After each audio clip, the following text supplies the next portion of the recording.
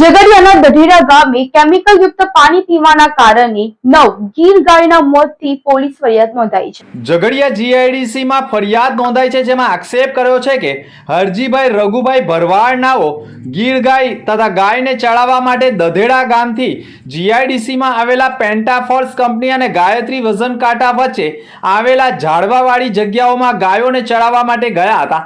તે દરમિયાન ગીર ગાયોએ કોઈ વસ્તુ આરોગવાથી અથવા સર્જન કેમિકલ, રંગ કેમિકલ અને એન્ડાટ્રેઝ કંપનીની બાજુથી નીકળેલી પાણી પીવામાં આવી જતા 9 જેટલી ગાયોના મોત થયા હોય અને પશુપાલકને મોટું નુકસાન થયું હોય તેવી ફરિયાદ નોંધાવતા પોલીસે ફરિયાદ દાખલ કરી જીપીસીબીને જાણ કરી, જ્યાં પશુપાલકોના પશુઓ મૃત્યુ પામ્યા છે તેની આજુબાજુના કેમિકલયુક્ત પાણીના સેમ્પલો લઈ ગાયના મોત કયા કારણોસર થયા છે તે દિશામાં તપાસનો ધમધમાટ શરૂ કર્યો છે।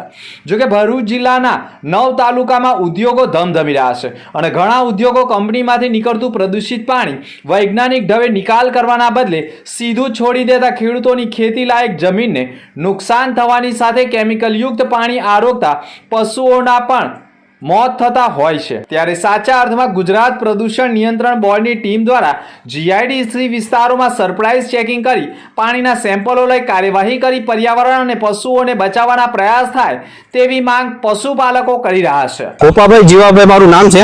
અહીંયા દઢેડા ગામમાં રહીએ છીએ। આ મારા કાકાની ગાયો છે। ત્યાં ગાયત્રી કાંટાની બાજુમાં ચરવા જઈ હતી અને આ કંપનીનું પાણી નીકળવાથી ગાયો 9 ગાયો મરી ગઈ છે।